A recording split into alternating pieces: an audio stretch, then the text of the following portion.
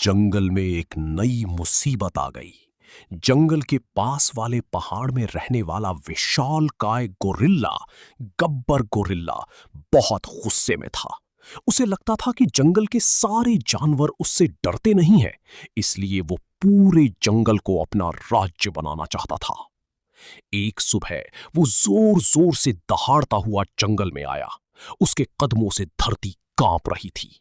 उसने पेड़ उखाड़ने शुरू कर दिए। सारे जानवर फिर डर गए।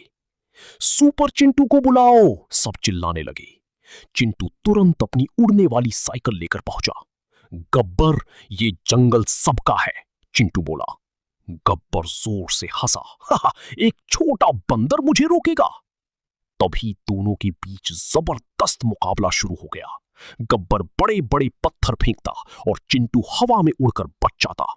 कभी वो ऊपर जाता, कभी नीचे। उसकी साइकिल बिजली की तरह तेजी से घूम रही थी। लेकिन अचानक गब्बर ने एक बहुत बड़ा पेड़ उठाकर चिंटू की तरफ फेंका। चिंटू बच तो गया, मगर उसकी साइकिल थोड़ा डगमगा गई। पहली बार चिंटू डर गया। तभी नीचे खड़े छोटे छोटे जानवर चिल्लाए, सुपर चिंटू, तुम कर सकते हो। उनकी आवाज सुनकर चिंटू को हिम्मत मिली। उसने अपनी साइकिल का सबसे खास बटन दबाया, जिसे उसने कभी इस्तेमाल नहीं किया था। अचानक साइकिल के पंख और बड़े हो गए। उसके चारों तरफ सुनहरी रोशनी फैल गई। अब वो पहले से भी ज्यादा तेज उड़ रही थी। चिंटू आसमान में बहुत ऊंचा गया और फिर तेजी से नीचे आया। उसने साइकिल से निकलने वाली रोशनी गब्बर की आंखों पर डाली। गब्बर कुछ देर के लिए कुछ देख नहीं पाया और धड़ाम से एक बड़े कीचड़ वाले गड्ढे में गिर पड़ा। पूरा जंगल हंसी से गूंज उठा।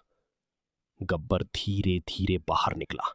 अब उसका गुस्सा शांत हो चुका था। उसने शर्मिंदा होकर कहा, मैं सिर्फ दोस्त बनाना चाहता था, लेकिन सब मुझसे डरते थे।